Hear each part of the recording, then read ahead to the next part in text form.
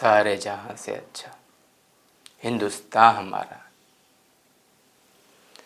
इसमें कोई शक नहीं कि हमारा हिंदुस्तान बाकी देशों की तुलना में सर्वश्रेष्ठ है।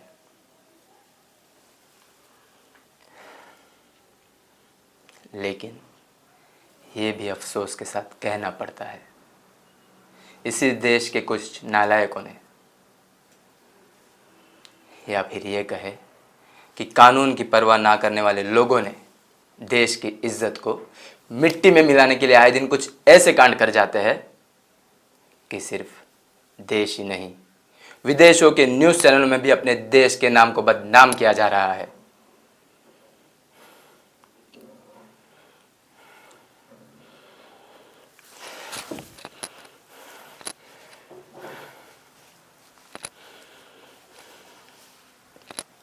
क्या कहूँ मैं, कुछ नहीं कह सकता।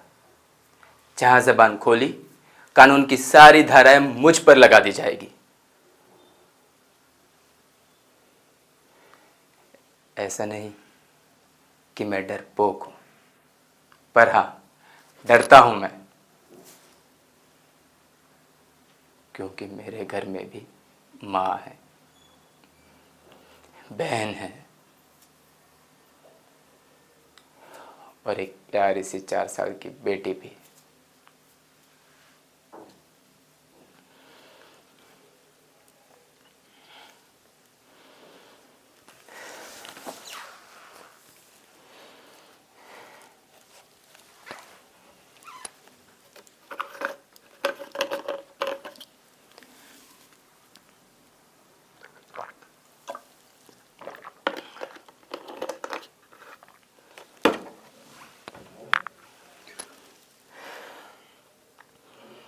मेरे पड़ोस में रहने वाली कुसुम तो सिर्फ 10 साल की थी। मुझे याद है उस दिन वो बहुत खुश थी। राखी का त्योहार जो आने वाला था। अपने भाई अमित के लिए मेरी बहन अश्विनी के साथ ही राखी खरीदने गई थी।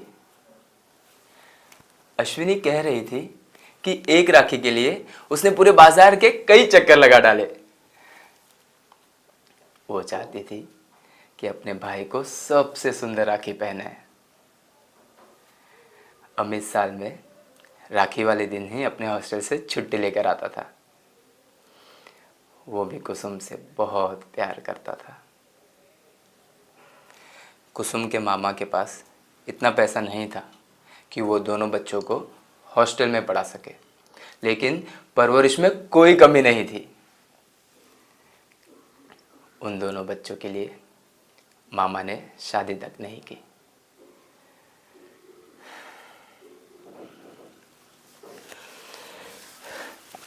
कुसुम का ज़्यादा वक्त मेरे घर पर ही गुजरता था। हमें लगता ही नहीं था कि वो हमारे पड़ोस की लड़की है। माँ और अश्विनी के साथ ऐसी घुल मिल कर रहती थी कि लोग अक्सर उसे मेरी छोटी बहन ही कहते थे।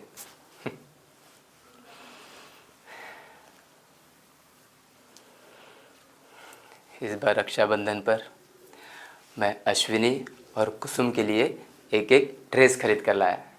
अश्विनी तो खुशी से ले ली, पर कुसुम ने तो नापसंद करते हुए नाराजगी जाहिर की, चिल्लाने लगी, रोने लगी और अपनी पसंद के कपड़े लेकर ही मानी।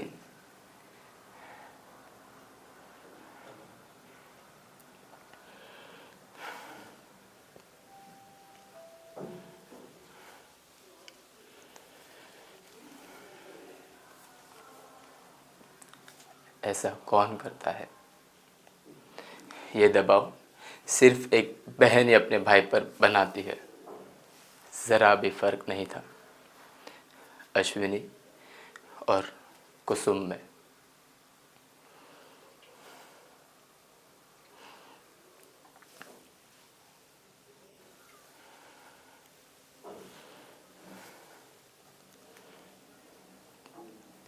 पंद्रह अगस्त,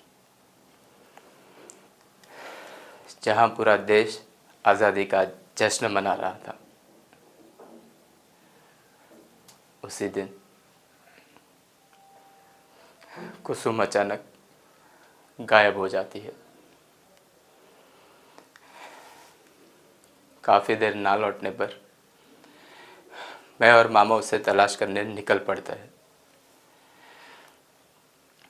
शाम तक भी उसका कोई पता नहीं चलता।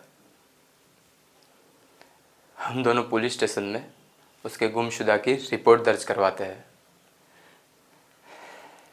जब घर पहुंचते हैं तो घर के बाहर एक भीड़ और माँ और अश्विनी के जोर जोर से रोने की आवाज को सुनते ही मामा और मेरे कदम रफ्तार से आगे बढ़ते हैं।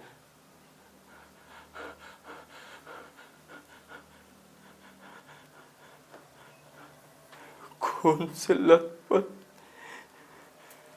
खामोश कुसुम के लाश के पास हमारे कदम रुक जाते हैं।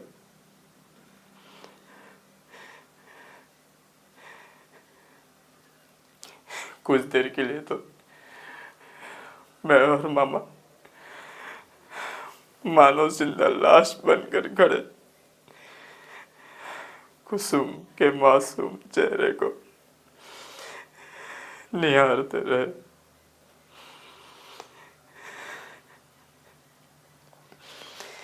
जब मामा ने दहाड़ मारकर रोना शुरू किया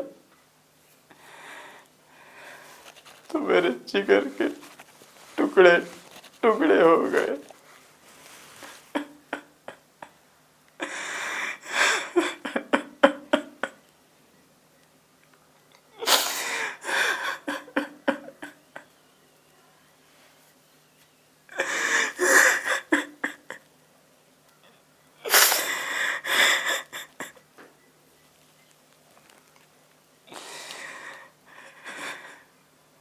कुसुम को खोकर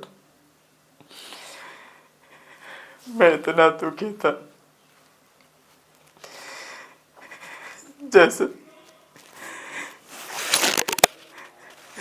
जैसे मैंने अपनी बहन को ही खो दिया।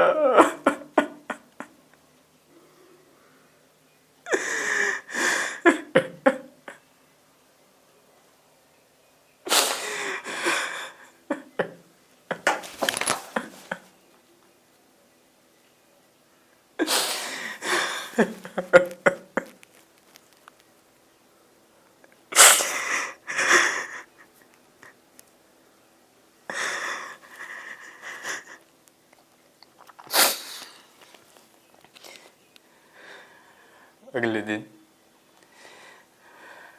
राखी का त्योहार पूरे देश में मनाया गया,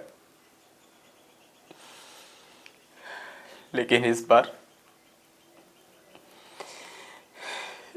कुसुम के भाई अमित की कलाई सूनी रह गई।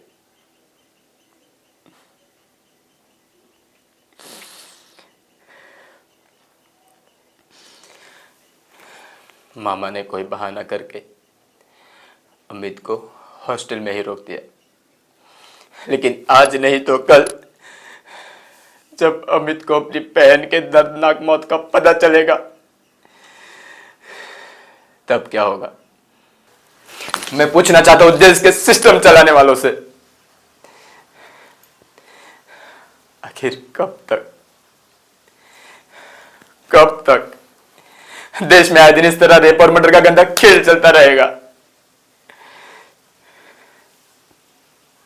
कब तक?